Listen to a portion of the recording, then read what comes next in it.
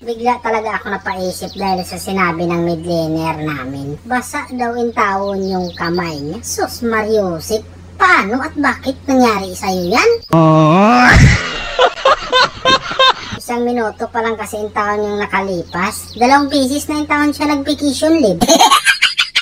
Dahil hindi naman tayo judgmental na pagkatao, hayaan lang natin yan mga doy. Kilala kong kaliskis mo, oy.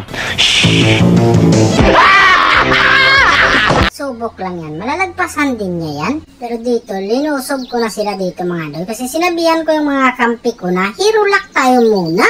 Pero bakit ganun? Nagbasa din pala yung kamay ko. Kaya pala mga doy, nahawaan pa yung taon ako. Huwag ka lang paliwanag!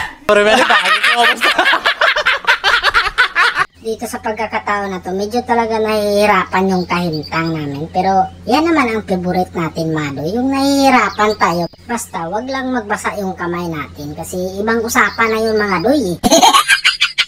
Sinabihan ko na talaga sila dito na backyard na muna. Tama na muna yan. Paisa-isa lang tayo. Wag nating biglain kasi baka mabigla din sila dyan. Ayan na nga ba sinasabi ko. Nabigla na naman yung Hayabutas. Hindi na siya yung taon mapigilan mga doy. Masyado na siya. Ang dami na niyang alam. Pag maraming alam mga doy, anong tamang gawin? Tama. Pahigain na yan. Alam ko namang pagod na yan eh. Mukhang pagod ka na eh. Kailangan mo ng konting pahinga. Tapos dito, bigla na namang napachat yung midliner namin. Irap daw talaga siya kasi pasmado daw talaga. Nakakaluoy naman yung kahintang niya. Tapos dito, napachat din yung kopra namin mga doy. Siguro hindi na siya nakatiis. Naawa na talaga siya kay Sichan. Uy, halak ka. Nakakapasma pala yung video call, doy. Ngayon ko lang nalaman to ah. Nakakapasma pala talaga yung video call mga doy. Naku po, iwas-iwasan nyo na yan. Mag-chat-chat na lang muna kayo mga doy. Mali ang iniisip mo. Katulad ng iniisip ng marami dyan. Change topic muna tayo mga doy. Kung ano-ano na naman yung pumasok sa mga isip nyo. Huwag ganun. Bad yun. Sus Mariusep. Naku po, anong ginawa mo dito, Leslie? Bakit yumuko ka dyan? Gusto mo talagang mabutangan ka? Nasa na. Huwag kasing ganun. Hindi mo ba ako nakita?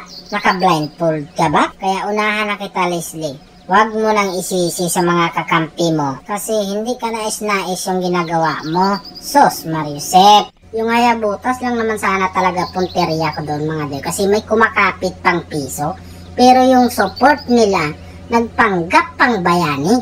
Oh, ikaw tuloy yung nadaot. Pinaprotektahan mo yung Hayabutas, tapos yung Hayabutas, pinapabayaan ka lang. Diba, mas masakit yun kaysa ginawa ko sa'yo.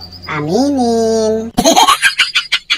Agoy-doy, nakapag-shadow boxing pa yung Hayabutas. Dahil galing tayo sa bakasyon mga doy, alik talaga tayo makarating dyan sa malaking mananap na yan.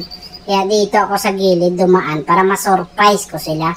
Surprise, mother, father. Kita niya mga doy. Daig pa in taong nag-celebrate ng birthday sa sobrang surprise sa ginawa ko sa kanila. Mindset ba? Mindset lagi ay makalagot. Napakalupit ng ginawa ng kopra dito mga doy. May tuturing ko talaga siyang isang bayani. Kasi akalain mo naman yan, sumisisi din siya doon sa malalim na yon. Tapos nakaahon pa siya. O saan ka pa? Kay kopra ka na. Pakiramdam ko, hindi na nagbasa yung kamay ng Sichan na to mga doy. Pero bakit nagdila-dila siya sa akin? Nagbasa pa rin siguro talaga mga doy. Kaya payo ko sa inyo, iwas-iwasan nyo na muna talaga mag-video call. Kaya dito, narinig ko pa rin yung victory!